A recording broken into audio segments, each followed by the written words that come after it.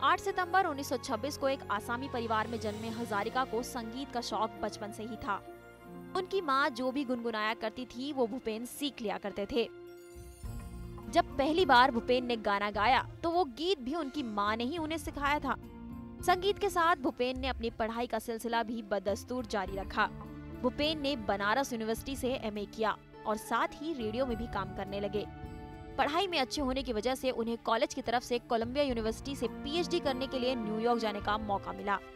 वहां जाकर भूपेन ने संगीत से जुड़ी कई नई तकनीकों को भी सीखा। लेकिन भूपेन दा के दिल में संगीत के लिए ठहराव तब आया जब अपने कॉलेज के एक फंक्शन में भूपेन दा को एक भाषण सुनाना था।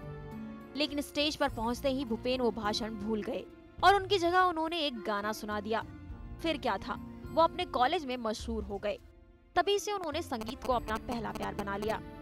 पहले जहां भूपेन सिर्फ आसामी गाना गाया करते थे, वहीं बाद में उनकी आवाज की गूंज बॉलीवुड तक पहुंच गई। लेकिन पहले हम आपको उनके उस गीत के बारे में बताना चाहते हैं जो उनकी पहचान बन गया और हर स्टेज शो में उनसे ये गीत जरूर गवाया जाता था। जी हाँ, हम बात कर रहे हैं उस गीत की जो भूपेन दा ने गंगा नदी के शान में गाया था। ओ गंगा की धार निर्बल जन को सबल संग्रामी समग्रोगामी। इस गीत में जहां भूपेन दा ने गंगा के प्रति अपना प्यार दिखाया, तो वहीं दूसरी ओर गंगा के हाहाकार से अपनी परेशानी को भी जताया। तुम निश्चय चेतन नहीं, प्राणों में प्रेरणा तीन क्यों, दिल हम करे। फिल्म रुदाली का ये गीत भला कोई कैसे भुला सकता है। धन धम धम करे कर जाए एक बूंद। उनकी आवाज ने इस गीत में वो रस घोला जो आज भी लोगों की आंखों को नम कर देता है।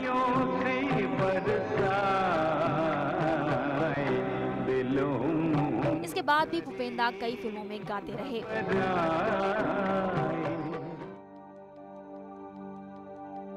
भूपेन ने आखिरी गाना हाल ही में आई फिल्म गांधी टू हिटलर में गाया था। भूपेन दा को अपने इस अतुलनीय योगदान के लिए 1975 में नेशनल अवार्ड, 1977 में पद्मश्री, 1992 में दादा साहब फाल्के अवार्ड और 2001 में पद्म भूषण जैसे बड़े अवार्डों सहित कई पुरस्कारों से सम्मानित किया गया। 85 साल के भूपेन ने 5 नवंबर 2011 को दुनिया को सदा के लिए अलविदा कह दिया। वो काफी दिनों से बीमार चल रहे थे। आज उनकी आवाज की वो गूंज हमारे दिलों में जरूर कायम है, लेकिन अगर कोई नहीं है तो वो है भूपेन दा।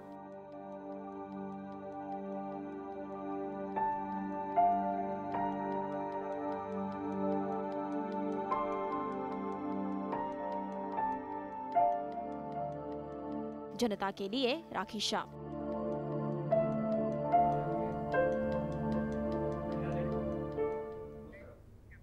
साल का आखिरी महीना भी जाते जाते हमारे बीच से एक और सितारे को ले गया। 3 दिसंबर को हिंदी फिल्मों के गाइड देव साहब हमें छोड़ गए और इसी के साथ हिंदी सिनेमा की एक एवरग्रीन शख्सियत ने हमें हमेशा के लिए अलविदा कह दिया। लेकिन अपने पीछे वो छोड़ गए कई ऐसी दास्तां जिसे भुला पाना शायद मुमकिन नहीं है। इस अनोखे फनकार ने जिंदगी के हर पल को जिया है और हर गम को धुएं में उड़ा दिया है। देव साहब ने सबको जिंदगी जीने का एक अलग ही फलसफा सिखाया है।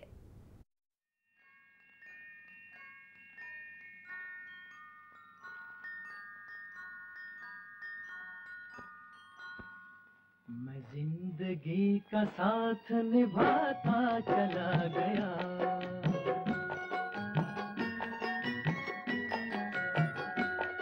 हर फिक्र को धुएं में उड़ाता चला गया। इस गीत को सुनने के बाद तो ऐसा ही लगता है कि ये गीत सच में देव साहब के लिए ही बनाया गया है। अगर कहें कि जिंदगी को गर्मजोशी से जीने और हमेशा आगे बढ़ते जाने का नाम है देवानंद, तो कुछ गलत ना होगा। जिंदगी और करियर के तमाम उतार चढ़ावों को देखने के बावजूद उन्होंने कभी हौसला नहीं खोया। वो अपने फन में मजे हुए एक ऐसे अदाकार थे जिन्होंने जिंदगी के हर सफर को बड़े दिलकश अंदाज में जिया। बर्बादियों का सोच मनाना फुजूल था, मनाना फुजूल था, मनाना फुजूल था। बर्बादियों का जश्न मनाता चला गया, बर्बादियों का जश्न मनाता चला गया। वो हिंदी सिनेमा के लिए एक बड़ी मिसाल थे।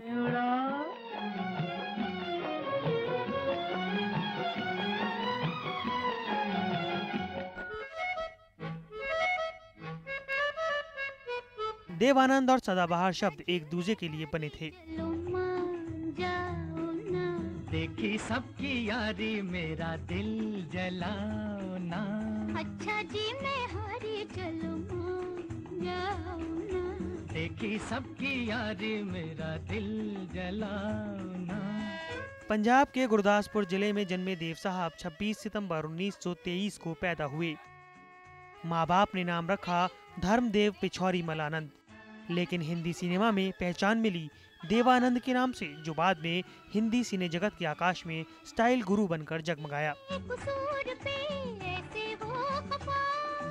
रूठे तो हुजूर थे मेरी क्या खता, छोटे से कसूर पे ऐसे हो खफा, रूठे तो हुजूर थे मेरी क्या खता।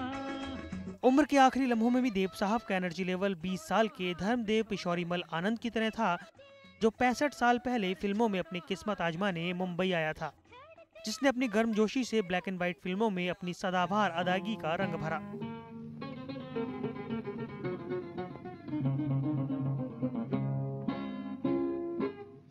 इंडियन सिनेमा के शानदार फनकार ने फिल्मों में अपना सफर 1946 में प्रभात स्टूडियो की फिल्म हम एक हैं से किया।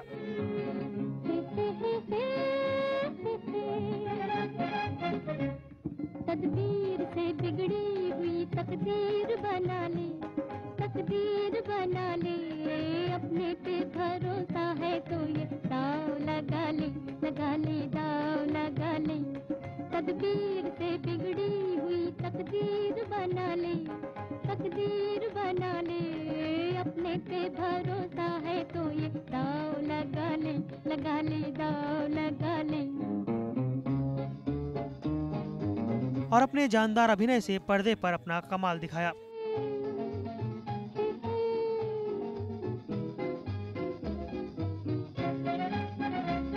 डरता है ज़माने की निगाहों से भला क्यों, निगाहों से भला क्यों, डरता है ज़माने की निगाहों से भला क्यों, निगाहों से भला क्यों,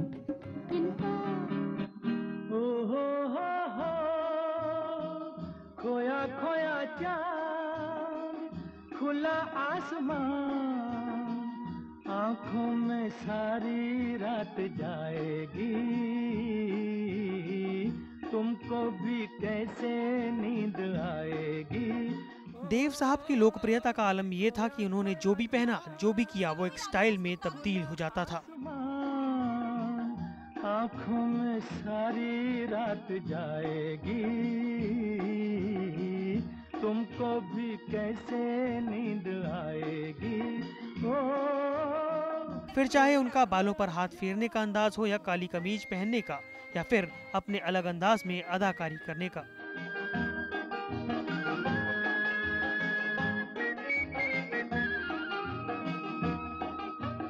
मस्ती भरी हवा जो चली, मस्ती भरी हवा जो चली, खिल खिल गई ये दिल की कली, मन की गली में है खलबली कि उनको तो बुलाओ।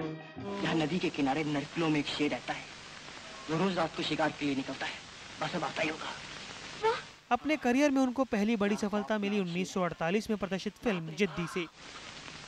इतना बड़ा सा ये कल्ला, ये बड़े बड़े नाखून। इस फिल्म की कामयाबी के बाद उन्होंने फिल्म निर्माण के क्षेत्र में कदम रखा और नवकेतन बैनर की स्थापना की। भाई हम तो चले गए। अच्छा अच्छा, लो नहीं जाते, बस मेरे साथ तो डर नहीं लगता। नहीं। ऐसी ही रात भीगी सी रात। जाल, पॉकेटमार, काला बाजार और सीआईडी जैसी फिल्मों से उन्होंने बॉलीवुड के आकाश पर अपना परचम लहरा दिया। वो साथ कह लेते उनसे दिल की ये बात, अब तो ना सताओ, ओ हो, खोया खोया जा। ब्यूरो रिपोर्ट, जनता टीवी। आँखों में सारी रात जाएगी। किसी ने ठीक ही कहा है कि जीना यहाँ, मरना यहाँ, इसके सिवा जाना कहाँ। कुछ इसी अंदाज में इन सभी लोगों ने भी इस दुनिया को अलविदा किया और साथ ही साल 2011 को रुस्वा भी कर गए। तो ये थी हमारी इन सभी सितारों को एक ट्रिब्यूट, जिसके जरिए हम इस साल को तो विदा कर ही रहे हैं, लेकिन इनकी यादों को विदा कर पाना हमारे लिए मुमकिन नहीं है। ज़माने की यारी बिछड़े सभी बार